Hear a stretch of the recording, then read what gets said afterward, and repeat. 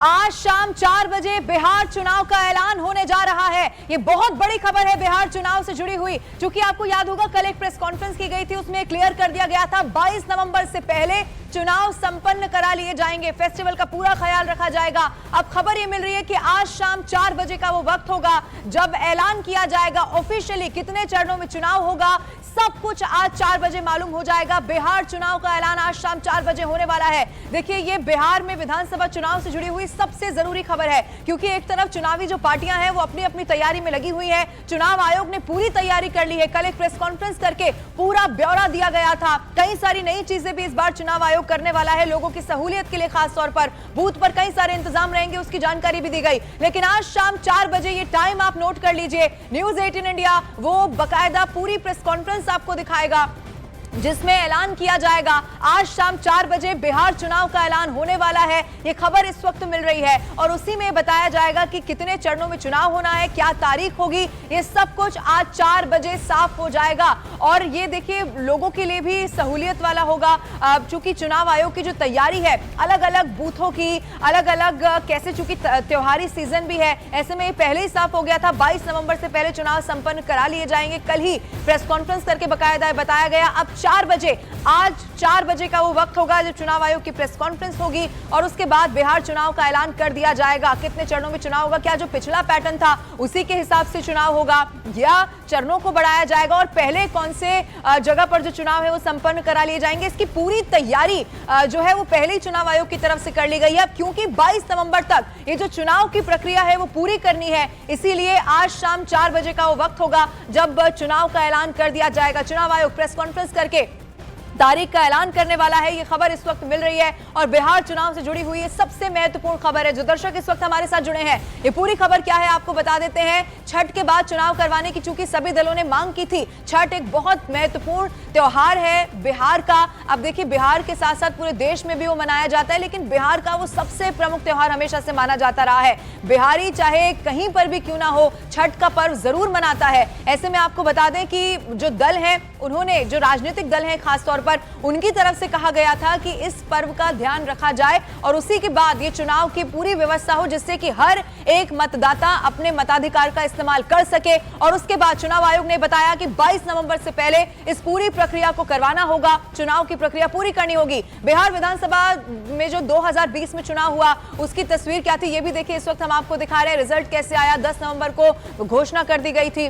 क्या उसी से मिलता जुलता ऐलान आज चुनाव आयोग की जो प्रेस कॉन्फ्रेंस रहेगी उसमें देखने को मिलेगा? ये बेहद दिलचस्प होगा देखना कैसी तैयारी है। वो भी देखिए आज इस ऐलान के साथ ही नजर आ जाएगा, क्योंकि कल भी एक प्रेस कॉन्फ्रेंस हुई, उसमें भी कई सारी महत्वपूर्ण चीजें बताई गई। अब खबर ये मिल रही है कि आज 4 बजे का वो वक्त होगा जब बिहार चुनाव का ऐलान कर दिया जाएगा। बिहार में कौन सी तारीख को चुनाव होगा, कितने चरणों में चुनाव होगा, कब रिजल्ट आएगा खास तौर पर, यानी कि कब ये साफ हो जाएगा कि किसकी सरकार बिहार में बन रही है, सब कुछ आज ही ऐलान कर दिया जाएगा। यानी कि वो तारीख कौन सी होगी ये आज चुनाव आयोग की तरफ से ऐलान कर दिया जाएगा। ऑफिशियल इसकी जानकारी सामने आ चुकी है। 4 बजे का इंतजार करना होगा जब एक प्रेस कॉन्फ्रेंस बाकायदा इसको लेकर की जाएगी और इसे बिहार चुनाव का शंखनाद माना जा सकता है। क्योंकि जब देखिए, आपको पिछली बार भी याद होगा जब 2020 का वो चुनाव हुआ था, ऐलान हुआ था और उसके बाद ही जो खास तौर पर राजनीतिक पार्टियां हैं वो अपनी तैयारी इसको लेकर और पुख्ता करती हुई नजर आएंगी। चुनाव आयोग प्रेस कॉन्फ्रेंस करके तारीख का ऐलान आज करने वाला है और इसीलिए आज बिहार चुनाव का ये शंखनाद होना है। आपको बताएं, 2 से 3 चरणों में बिहार विधानसभा का चुनाव हो सकता है। ये इस वक्त बहुत बड़ी खबर मिल रही है। हालांकि देखिए, अभी ऑफिशियल जानकारी यानी कि ऑफिशियल प्रेस कॉन्फ्रेंस का इंतजार करना होगा, लेकिन खबर ये है कि 2 से 3 चरणों में हो सकता है चुनाव। नीरज इस वक्त ऑनलाइन पर हमारे साथ मौजूद है। नीरज, बिहार चुनाव के लिए बहुत बड़ी खबर है, 4 बजे का इंतजार करना होगा। क्या खबर मिल रही है, कितने चरणों में चुनाव हो सकता है नीरज? देखिए, चुनाव आयोग ने आधिकारिक तौर पे इस बात की घोषणा कर दी है कि आज 4 बजे दिल्ली के विज्ञान भवन में प्रेस वार्ता की जाएगी बिहार विधानसभा चुनाव को लेकर। और दूसरी अहम बात है कि 2 से 3 चरणों में बिहार में विधानसभा के चुनाव हो सकते हैं। छठ के बाद पहले चरण का मतदान होगा, दूसरे चरण का भी छठ के बाद होगा और अगर 3 चरणों में मतदान होता है तो नवंबर में ही होंगे। तो नवंबर में मतदान के चरणों की तारीख की संभावना अधिक है, जो हमें चुनाव आयोग से जानकारी मिली है। 20 तारीख के आसपास, यानी 20 नवंबर के आसपास जो है वो मतगणना होगी। तो बिहार विधानसभा चुनाव 2 से 3 चरणों में होगा। आज मुख्य चुनाव आयुक्त और दोनों चुनाव आयुक्त बिहार में विधानसभा चुनाव की घोषणा करेंगे। 22 नवंबर से पहले विधानसभा चुनाव की पूरी प्रक्रिया को चुनाव आयोग को खत्म करना है। जी बहुत महत्वपूर्ण जानकारी है, आप बने रहिएगा। मैं लौटूंगी आपके पास एक बार फिर से। जो दर्शक इस वक्त हमारे साथ जुड़े हैं, पूरी खबर क्या है उनको बता देते हैं। 2 से 3 चरणों में बिहार विधानसभा का चुनाव हो सकता है। अभी तक देखिए यही कयास लगाए जा रहे हैं, लेकिन इंतजार करना होगा क्योंकि 4 बजे का वो वक्त होगा जब चुनाव आयोग की तरफ से ऑफिशियली जानकारी दी जाएगी और फिर ये बताया जाएगा कि कब और कितने चरणों में ये जो चुनाव है वो होने वाले हैं। नीरज आप बने रहिएगा। अरुण भी इस वक्त हमारे साथ लाइव जुड़ चुके हैं। अरुण, क्या खबर मिल रही है, क्या हो सकता है? चूंकि जब चरण भी डिसाइड होंगे तो भी इसमें देखा जाएगा पहले कहां पर चुनाव होना है, कैसी तैयारी है, क्या अंदर खाने खबर आपको मिल रही है अरुण?